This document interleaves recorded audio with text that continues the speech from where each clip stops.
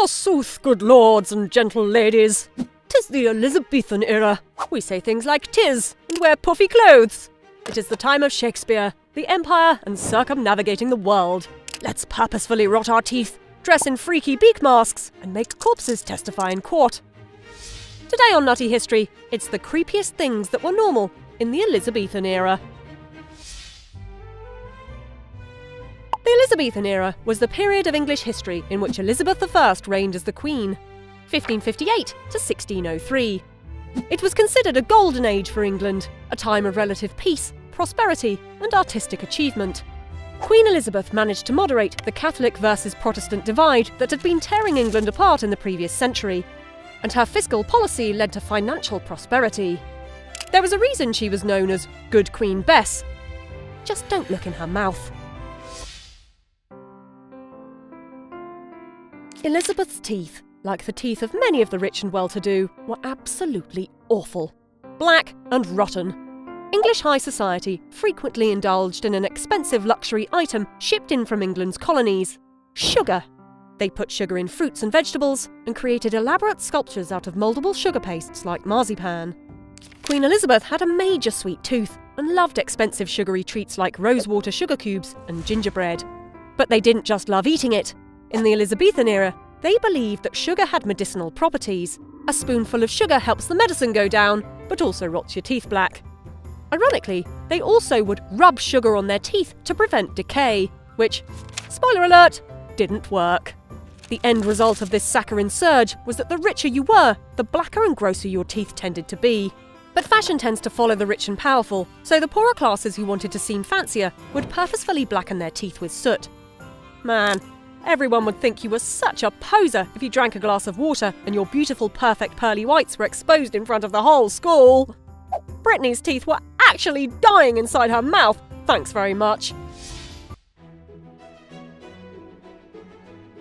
Thinking that sugar made for good toothpaste was one sign of the state of medical science at this time.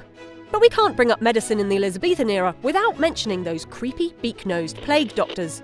See, disease was a major problem in the Elizabethan era. The science of how germs transmit was not well understood, and most populated places had terrible sanitation that made perfect breeding grounds for a disease known as the bubonic plague. This really, really awful disease is also known by the charming name of the Black Death and killed off more than a third of Europe in the 1300s. The plague is transmitted by infected fleas, but at the time they believed it was caused by bad air. This now debunked idea is known as the miasmatic theory of disease. Basically, smells so gross they make you sick. So to combat this bad air, doctors would wear masks with long beaks, the beaks being stuffed full of sweet-smelling herbs. Needless to say, this did not work so well, and neither did the doctors' various attempts to treat the plague with things like bloodletting and bathing people in vinegar. The admittedly metal-looking medical fashion sense fell out of use as we began to understand more about how diseases transmit and how to treat them. The beaks, however, would go on to have a fruitful career, being worn by the arch-villain of that one series of My Hero Academia. But wacky scientific theories weren't the only thing in vogue in the Elizabethan era. It turns out they also had wacky legal theories too. You've probably heard of the crazy ways they hunted for witches, like throwing them in the water to see if they float. Naturally, if they weigh as much as a duck, they must be made of wood.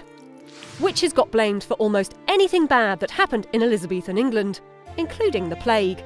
Actually, just having a knowledge of herbs could mark you as a witch, as it was believed that knowledge could only come from a pact with the devil. But Queen Elizabeth was in a weird way fairer than others towards those accused of being witches. Though she passed harsher anti-witch laws, torture was not allowed, and witchcraft was not defined as heresy, which kept the church from becoming involved in the trials.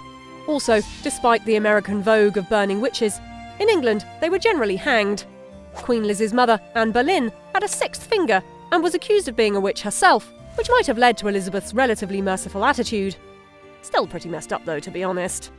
But it wasn't just accused witches who had to deal with this legal nonsense. If you were suspected of being a murderer, one of the things they might do is have you go up to the corpse of the person you supposedly murdered and poke them. If the corpse starts to bleed spontaneously, it meant the victim identified you as their killer.